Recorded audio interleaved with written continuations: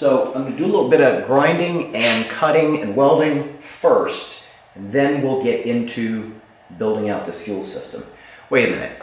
That's the dumbest thing I've just said all day. We are not going to start cutting and grinding and welding 3 inches from an open fuel cell. So scratch that idea. We'll do the fuel cell first, and then we'll start doing the cutting and grinding. How about that?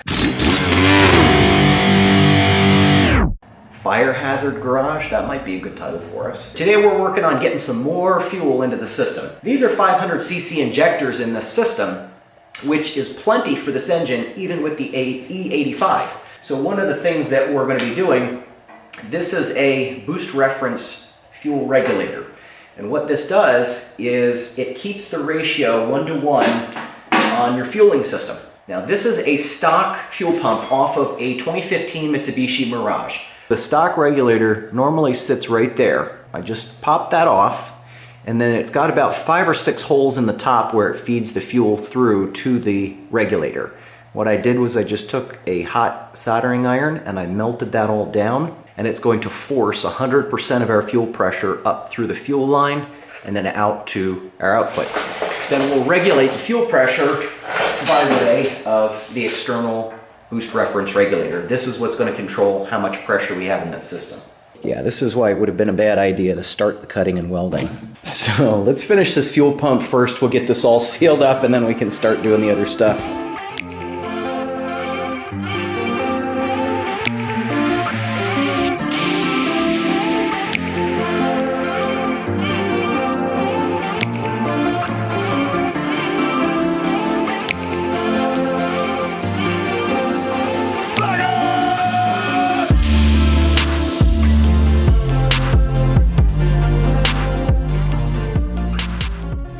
Just got back to town. I've been out of town for like 2 weeks straight, but I got my little tab here. You saw I put that together. That's going to mount our Boost Reference Regulator. It's going to go right there. Also, I got in some more cool stuff. So I got a whole new wastegate.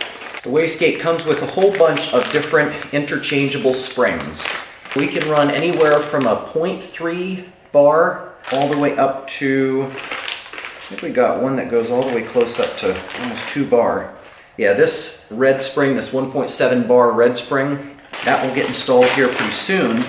Unfortunately, I'm still waiting to hear back from the company that I've got working on the clutch parts for me. Before I finish with our Boost Reference Regulator and the fuel system, I'm going to take a quick break because I just got some new shop lights. They produce 4,000 lumens, and my garage, since day one, has been notoriously dimly lit. So I've got 4 of these. So I'm going to have 2 8-foot sections running right down the middle of the garage. I'm going to hang those first, and you guys should see a difference in the lighting in here. This is the garage before, and on. Yeah. Much more light. Okay, so I got the lights and a little bit of garage renovation done, and really this is the first video I'm making since I've got 10 million lumens as bright as the sun shining down on me, so I hope I'm not completely washed out fluorescent.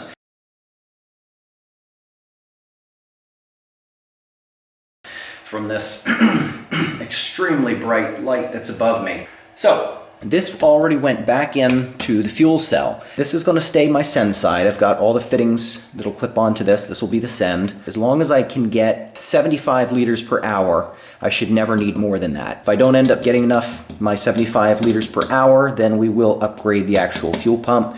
And I ordered, and I have a bulkhead fitting where I'm going to drill out in the middle here, put the bulkhead in, and that'll be a 6 AEM attachment there from our return.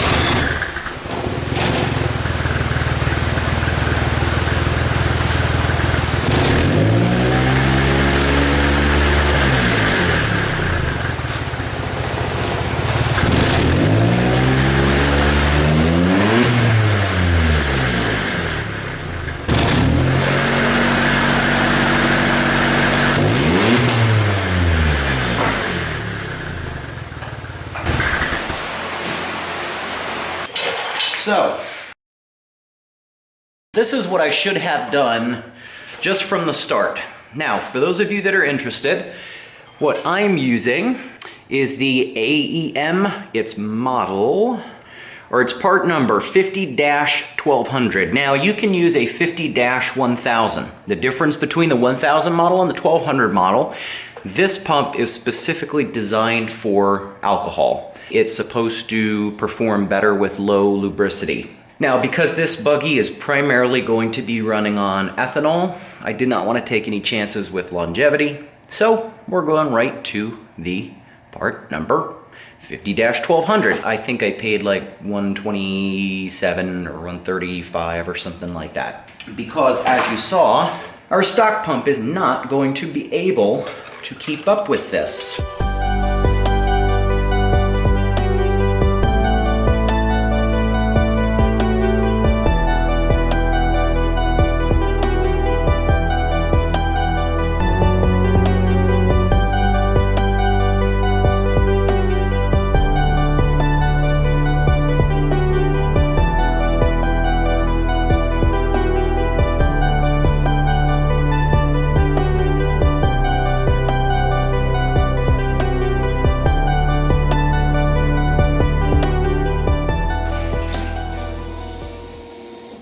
A little bit noisy, but all in all, I like it.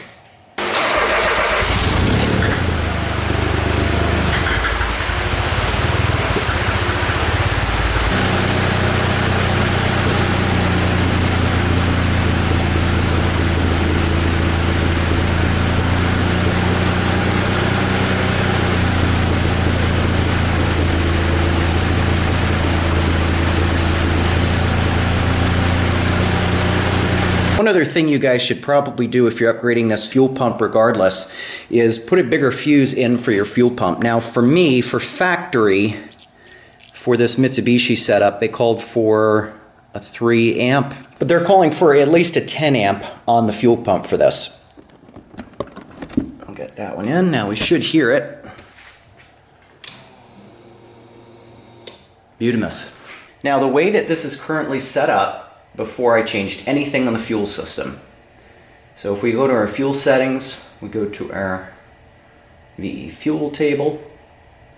This is the fuel table that I am currently running.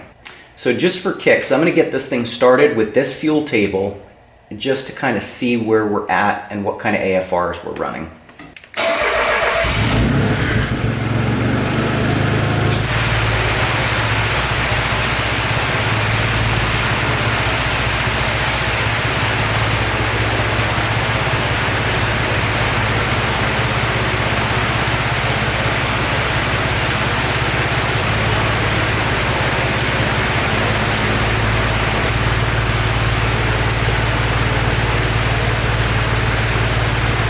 So we got a decent idle going on.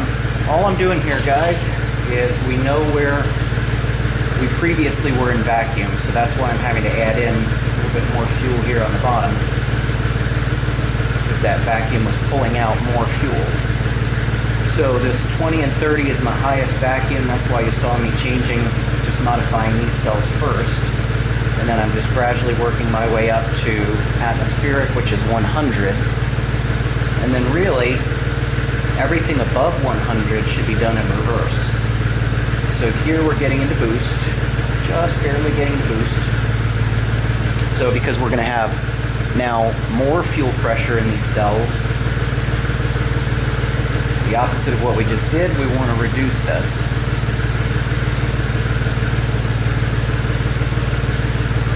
I'm not going to reduce it much. Just about 1 point. Just to kind of get us started, because we know we're going to have more fuel now on the top end. Quite a bit more fuel. So this will be actually quite a bit less. We'll save that, of course, for another day when I can take it out and I can actually tune this part under boost. But for now, I'm just going to scoop out maybe 10% fuel. So let's see what this thing does under slight RPM rise.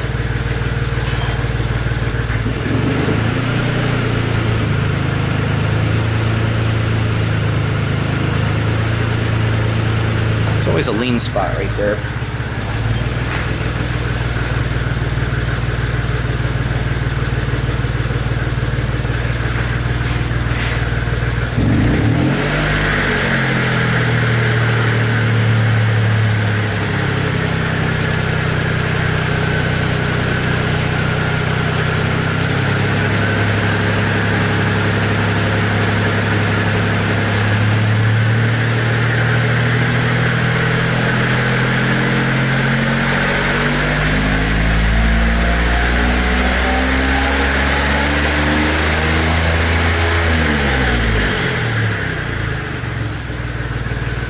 So that's why you may want to run a Boost Reference Regulator on your setup. It just makes the tuning process a little bit easier, and you really don't have to worry about how much boost you're putting into the system, because you know that your regulator is now going to compensate for whatever your boost levels are.